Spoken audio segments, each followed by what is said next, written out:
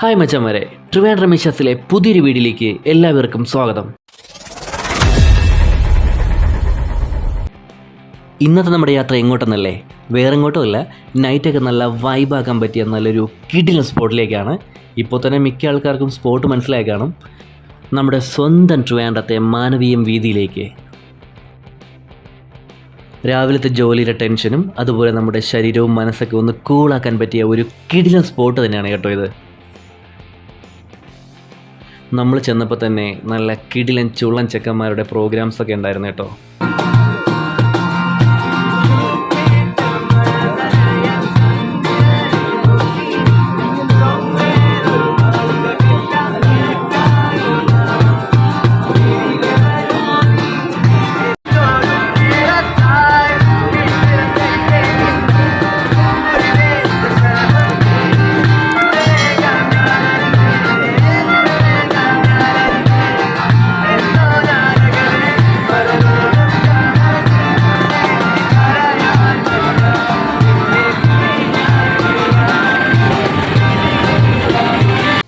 ഈ ഒരു മാനവീയ വീതിയിൽ വരുമ്പോൾ തന്നെ നമ്മുടെ ആ ഒരു ടെൻഷനും മാറും. അതുപോലെ തന്നെ നമ്മൾ വേറെ ഏതോ ലോകത്തായ ഒരു ഫീലാണ് കേട്ടോ.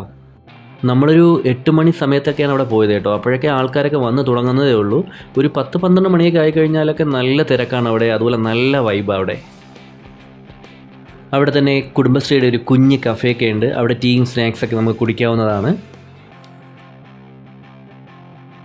പിന്നെ അവിടെ ചുമരിലൊക്കെ ഒരുപാട് ആർട്ടിസ്റ്റുകൾ വരച്ച നല്ല കിടിലം വൈബിലുള്ള പടങ്ങളൊക്കെ ഉണ്ട് കേട്ടോ. നമുക്ക് അവിടെയൊക്കെ നിന്ന് സെൽഫി എടുക്കാം. ഒരുപാട് സെൽഫി പോയിൻറ്റുകൾ അവിടെയുണ്ട്.